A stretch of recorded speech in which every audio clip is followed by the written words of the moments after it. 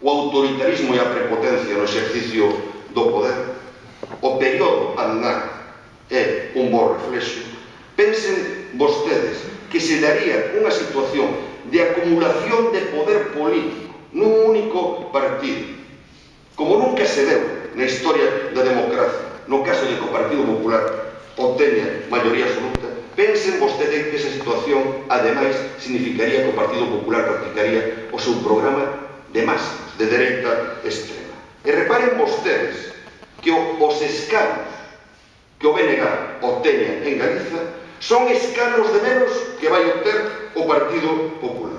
E reparen vostedes de que frente ás políticas no económico de dereitas, porque respondían os criterios e as indicacións da dereita económica que practicou este goberno central durante toda esta legislatura, a alternativa non pode ser ir máis á dereita. A alternativa é reforzar os que defendemos un cambio real orientado a satisfacer as necesidades e os intereses das maiorías sociais, non dos grandes poderes económicos. E só pode frear o Partido Popular quen realmente defende políticas diferentes. Quen, ademais, se o Partido Popular, como todo apunta, gaña as eleccións, esperemos que sin maioría absoluta e para evitar o BNG tamén é un voto útil, que non se vai sentir condicionado na oposición a hora de facer unha oposición eficaz e clara ao Partido Popular, porque nós non estivamos practicando políticas que marcan o camiño do que vai facer o Partido Popular se gañan as eleccións. Por iso, permítanme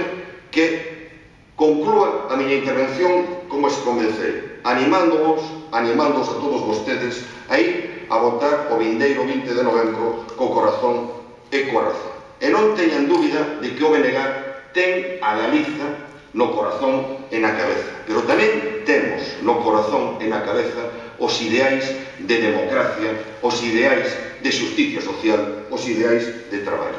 Por iso, pídolles a todos vostedes que coa razón e co corazón voten por Galiza, voten por un cambio real, voten pola democracia, voten polo traballo, voten pola xusticia social, que nos den o seu apoio, que voten Bloque Nacionalista Galego. Moitas gracias.